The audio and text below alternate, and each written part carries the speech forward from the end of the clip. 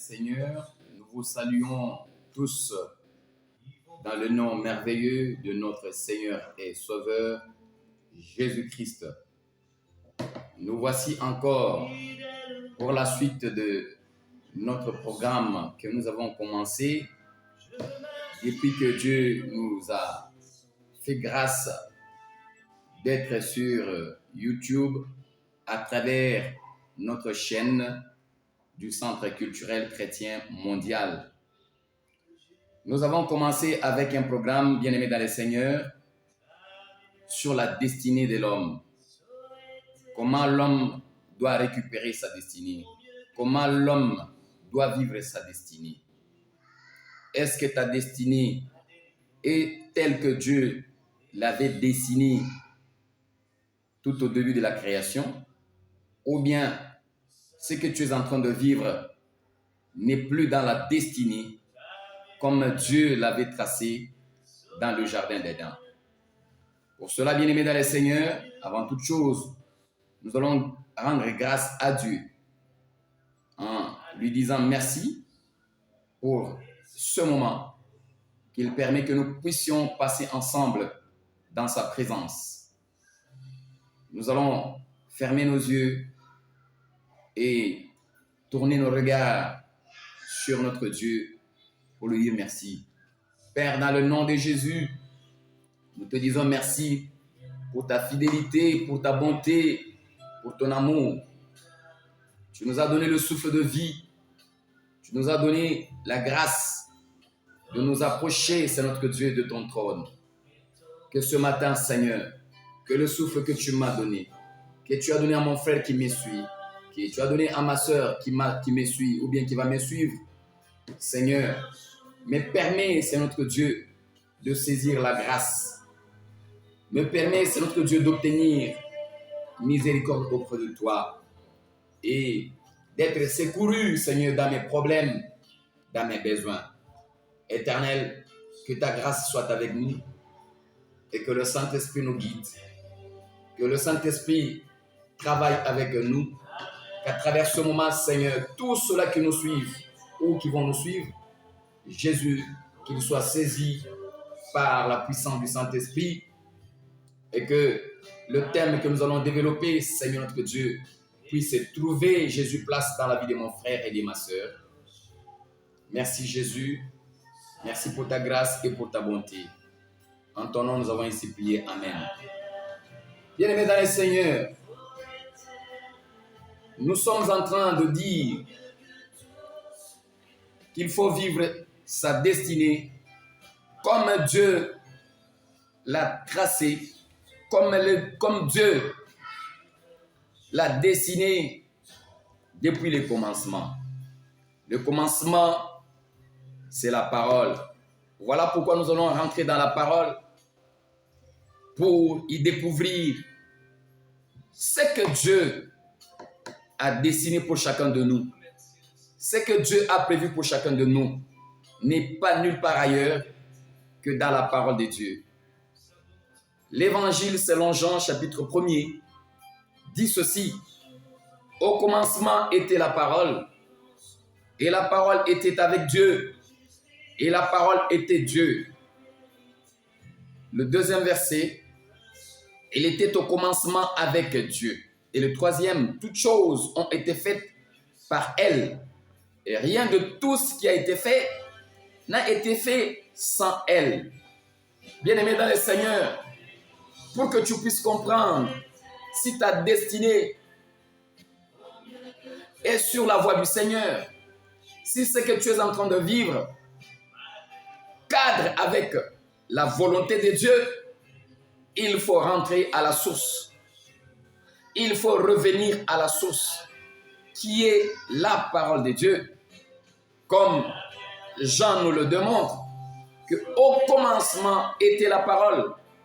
Au commencement, il n'y avait pas autre chose. Au commencement, il n'y avait que la parole. Ce qui veut dire, bien-aimé dans le Seigneur, il y a beaucoup de choses qui se sont passées dans ta vie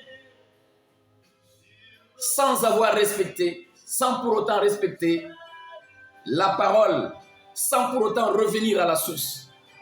Parce que tout est à la source. La source, c'est la parole. La source, c'est Jésus-Christ lui-même.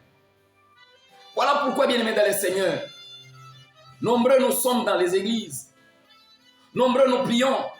Mais lorsque nous prions, bien-aimés, en dehors du cadre, en dehors de la parole, tout ce que nous faisons, bien-aimés, rien ne va réussir. Il peut y avoir un semblant de réponse, un semblant de réussite, bien-aimés, mais si cela n'est pas confirmé par la parole de Dieu, n'est pas approuvé par la parole de Dieu, cela est nul. Tu peux vivre un succès de courte durée, mais après tu vas revenir toujours à des mauvaises choses. Tu vas revenir toujours à des échecs. Tu vas revenir toujours à des inquiétudes. Mais ici, bien-aimés, sur notre chaîne, nous voulons que tout le monde revienne à la parole. Que tout le monde revienne au commencement. Au commencement était la parole. La parole était avec Dieu et la parole était Dieu. C'est-à-dire, si toi, tu reviens à la parole, Dieu sera avec toi. Et si tu es avec Dieu, bien-aimé dans le Seigneur, ton chemin sera balisé. Tu réussiras tout ce que tu feras. Tout ce que tu entreprendras réussira. Comme il le dit dans Josué. Au commencement était quoi, bien-aimé dans le Seigneur? Au commencement était la parole. La parole, c'est cette parole-là qui t'a créé, toi et moi. C'est cette parole-là qui a créé le monde dans lequel nous vivons. C'est cette parole-là qui a créé la famille dans laquelle toi tu vis, dans laquelle toi tu es sorti. C'est cette parole-là, bien-aimé dans le Seigneur, qui a créé le monde, toutes les personnes qui t'entourent. Alors, si toi tu n'as pas la parole de Dieu, si tu n'es pas dans la parole de Dieu, bien-aimé dans le Seigneur, tout ce que tu feras, il n'y a rien qui va réussir. C'est pourquoi je nous recommande, bien-aimés dans le Seigneur, de revenir à la parole, de revenir au commencement. Et pour revenir au commencement, nous allons aller, bien-aimés dans le Seigneur, dans le livre de Genèse, chapitre 1er, pour y découvrir qu'est-ce qui a été dit pour notre destinée. Qu'est-ce que Dieu a dit pour notre destinée? Qu'est-ce que Dieu a dit pour ton mariage? Qu'est-ce qu'il a dit pour ta famille? Qu'est-ce que Dieu a dit pour le travail? Tout se retrouve, bien-aimé dans le Seigneur, au commencement. Et au commencement, c'est la parole. Nombreux, bien-aimés dans le Seigneur, ils se disent, ce sont des hommes de prière, ce sont des femmes de prière. Mais lorsque vous priez en dehors de la volonté de Dieu, c'est-à-dire lorsque vous priez sans la parole de Dieu, bien aimé, tout ce que vous faites, c'est du bruit aux oreilles de l'Éternel. Tout ce que vous parlez, ce sont les bruits aux oreilles de l'Éternel. Et au commencement, qu'est-ce qu'il y a eu? Je suis dans Genèse chapitre 1er. La Bible dit ceci, bien aimé dans le Seigneur. Au commencement, le verset 1er du chapitre 1er. Au commencement, Dieu créa les cieux et la terre. C'est-à-dire, au commencement, Dieu a commencé par créer le ciel et la terre. Et il dit, la terre était informe et vide. Il y avait des ténèbres à la surface de l'abîme et l'Esprit de Dieu se mouvait au-dessus des eaux. C'est-à-dire, au commencement d'abord, il n'y avait rien. Et Dieu, à partir du néant, il a créé le monde. Il a créé tout ce que nous voyons aujourd'hui. Alors, si Dieu a créé le monde, c'était pour quel objectif? C'était pour quel but? Nous n'allons pas entrer là-dedans. Mais ici, nous voulons parler d'abord de la destinée de l'homme. Nous allons parler seulement de la destinée de l'homme pour comprendre que quand Dieu t'a créé, toi, homme, à son image et selon sa ressemblance, il t'a créé pour que toi, tu puisses être son représentant sur la terre que lui a créé, pour que toi, tu puisses le glorifier sur cette terre. mais dans sa parole, dans le plan de Dieu. Et qu'est-ce qui a été dans le plan de Dieu? Dans le plan de Dieu, bien-aimé dans le Seigneur, Dieu dit ceci. Il dit ceci je suis au verset 15 du chapitre 2 de Genèse. L'Éternel Dieu prit l'homme et le plaça dans le jardin d'Éden pour le cultiver et pour le garder. Le verset 16. L'Éternel Dieu donna cet ordre à l'homme. Tu pourras manger de tous les arbres du jardin, mais tu ne mangeras pas de l'arbre de la connaissance du bien et du mal, car le jour où tu en mangeras, tu mourras. L'Éternel dit encore, il n'est pas bon que l'homme soit seul. Je lui ferai une aide semblable. Bien-aimé dans le Seigneur, lorsque Dieu te crée comme être humain, à sa ressemblance et à son image, Dieu te place au milieu du jardin et il te donne l'autorité, bien-aimé dans le Seigneur, sur tout ce qui est dans le jardin. Dieu te donne la domination sur les bêtes. Il te dit même que toi, tu dois dominer sur le poisson de la mer. Mais bien-aimé dans le Seigneur, est-ce que l'homme vit-il ce que Dieu lui avait donné comme pouvoir? Est-ce que l'homme est-il dans le plan de Dieu? Est-il dans la parole de Dieu? C'est la question. L'homme n'est plus resté dans le plan de Dieu. L'homme n'est pas resté dans la destinée lui tracée par Dieu. Parce que Dieu, en créant l'homme, il l'a placé au-dessus de toute créature. Est-ce qu'aujourd'hui, l'homme domine-t-il sur toutes les créatures? Je dis non, parce que l'homme a péché. Parce que l'homme est sorti de ses origines. L'homme est sorti du plan originel de Dieu. L'homme est sorti de la volonté de Dieu. Voilà pourquoi, bien-aimé dans le Seigneur, l'homme est en train de vivre dans la confusion. L'homme est en train de vivre dans la peur. L'homme est en train de vivre dans les échecs. Les échecs que tu es en train de vivre maintenant, bien-aimé dans le Seigneur, n'ont pas besoin d'une quelconque prophétie, n'ont pas besoin, mais de revenir seulement à la parole. Revenir seulement au commencement. Et si toi, tu reviens au commencement, bien-aimé, tu réussiras. Si tu reviens au commencement qui est la parole, si aujourd'hui, tu vis des échecs en échec, c'est parce que la parole de Dieu, tu n'es pas dans la parole de Dieu. C'est parce que tu n'es pas en train de vivre la parole de Dieu. Même si tu te dis que toi, tu es un pasteur, tu as été consacré pasteur, bien-aimé dans le Seigneur, ce n'est pas le fait d'être consacré pasteur, d'être consacré un grand homme de Dieu, mais non, c'est le fait de rester dans la parole de Dieu. Est-ce que Adam, qui est le premier homme, a-t-il respecté? Est-il resté dans la volonté de Dieu? Non, parce que la Bible nous le dit. Là, je suis dans Genèse, chapitre 3. Le serpent était le plus rusé de tous les animaux des champs que l'Éternel Dieu avait fait. Il dit à la femme, Dieu a-t-il réellement dit, vous ne mangerez pas de tous les arbres du jardin? La femme répondit au serpent, nous mangeons du fruit des arbres du jardin.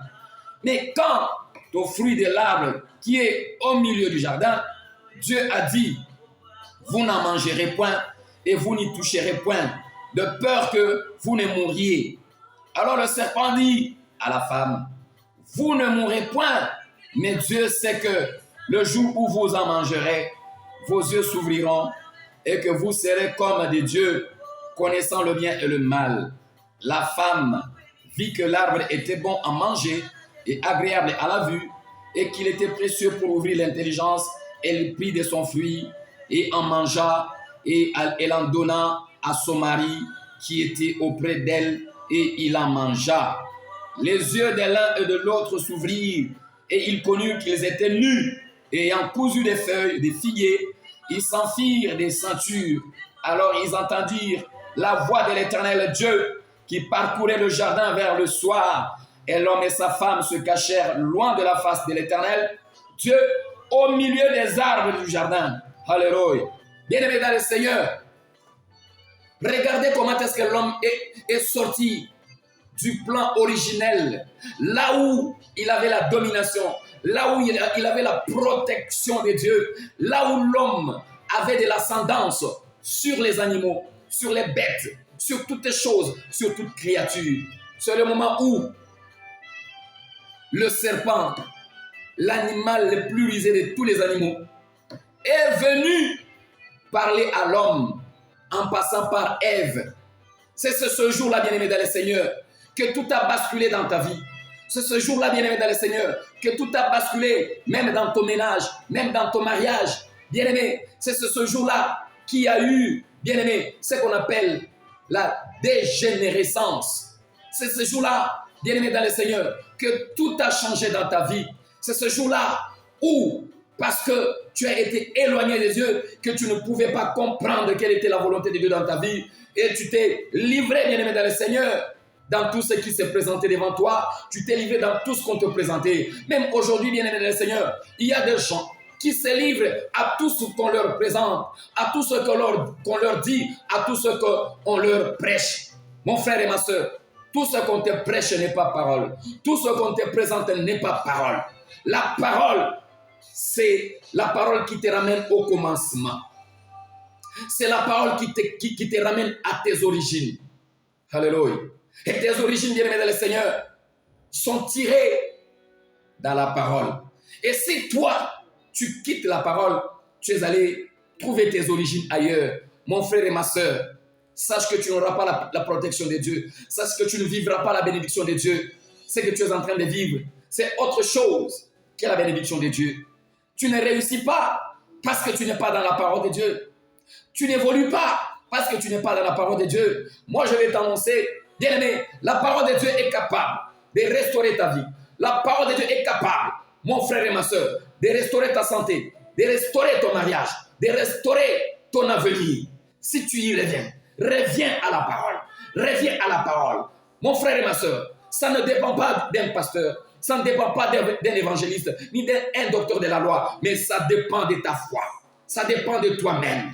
Dieu peut faire de toi le prophète de ta propre vie, mais à condition de revenir à la parole. Nombreux ont été détournés avec une parole, que j'ai dit une parole frélatée, c'est-à-dire le vin avec le vin, la pâte avec le vin. Nombreux ont été détournés.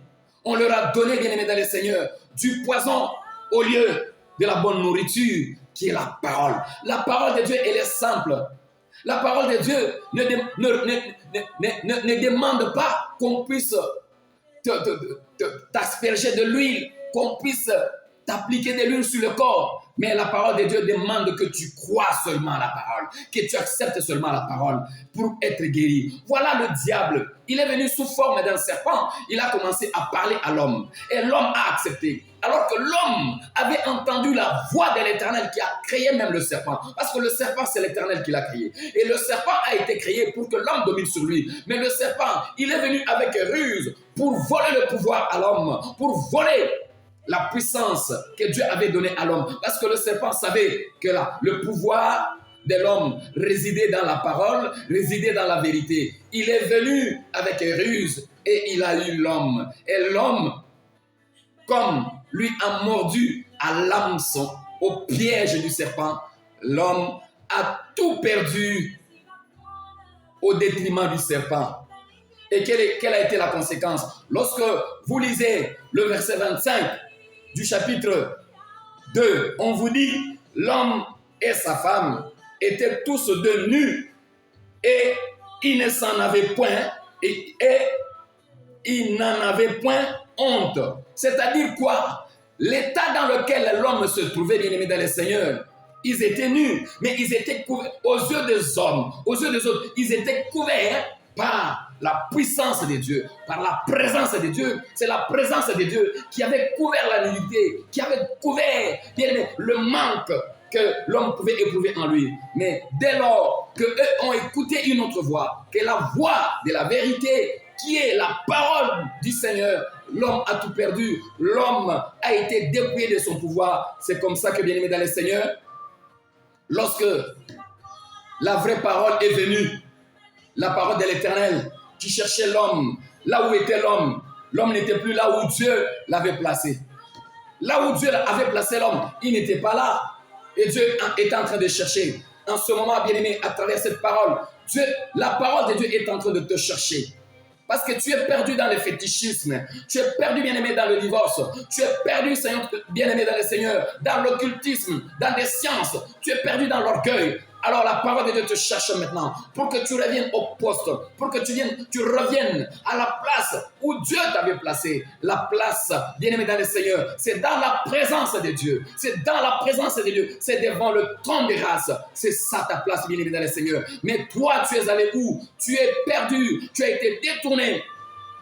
Et la conséquence, l'homme s'est rendu compte qu'il était dépouillé, qu'il n'avait plus d'habits et qu'ils étaient nus.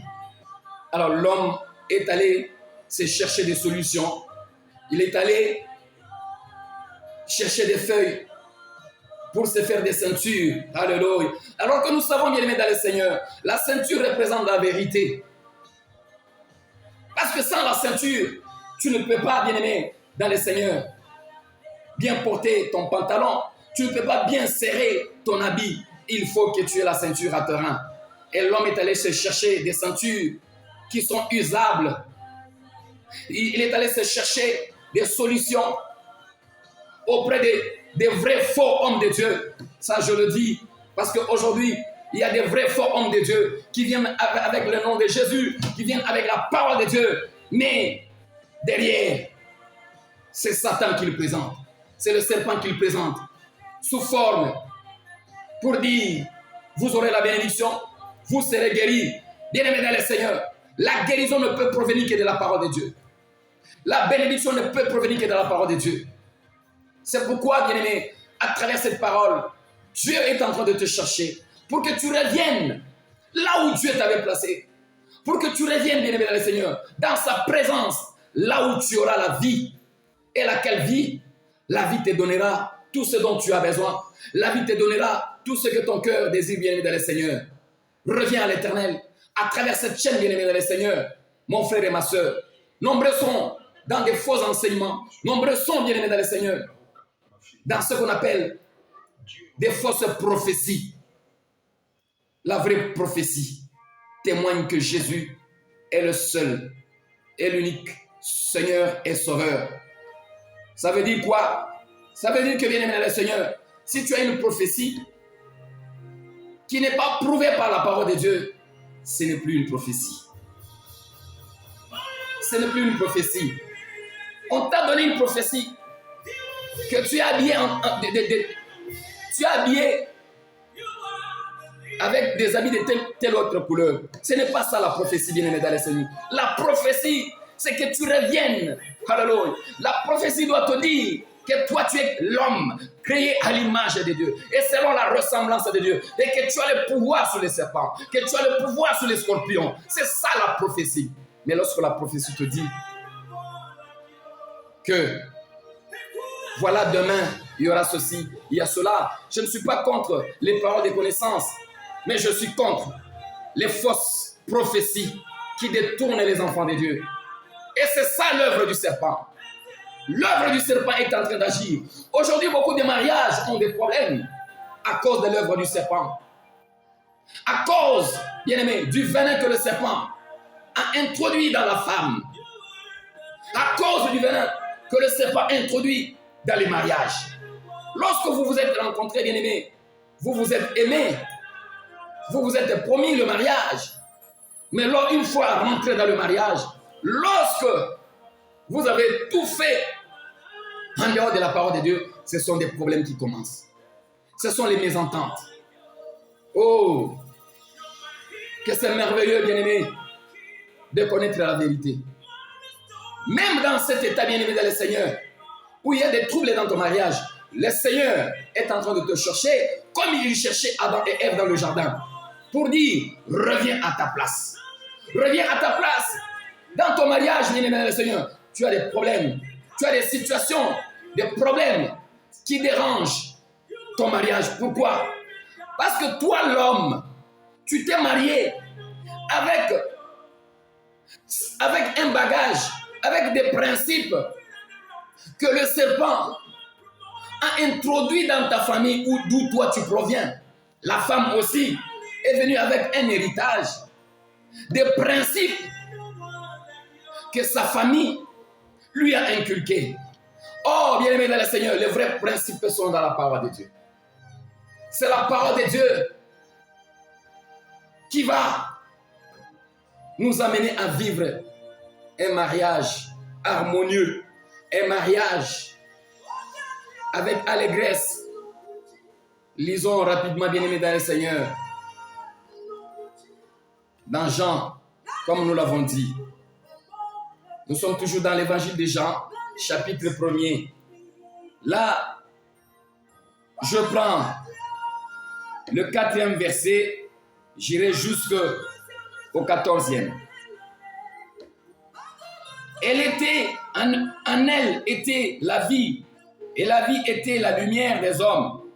La lumière, lui, dans les ténèbres, et les ténèbres ne l'ont point reçu. Il eut un homme envoyé de Dieu, son nom était Jean. Il vint pour servir de témoin, pour rendre témoignage à la lumière, afin que tous crussent par lui. Il n'était pas la lumière, mais il parut pour rendre témoignage à la lumière. Cette lumière était la véritable lumière, qui, en venant dans le monde, éclaire à tout homme. Elle était dans le monde, et le monde a été fait par elle, et le monde ne l'a point connue. Alléluia.